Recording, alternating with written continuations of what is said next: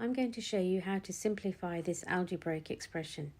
This expression contains two types of terms which end in x and terms which are normal numbers, and it also contains positive and negative terms.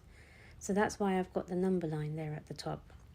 First of all, we underline the first type of term, which is the x term, and we write them out again. So you've got minus 3x minus 3x. You must remember to put the sign before the term. Now we use the number line to work this out.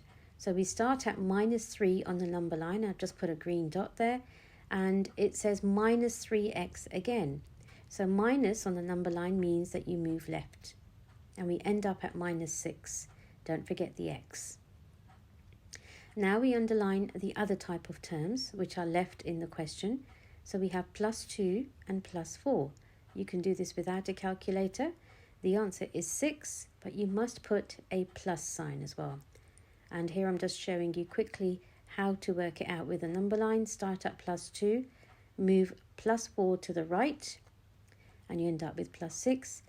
And then we just combine the two terms, and our answer is minus 6x plus 6.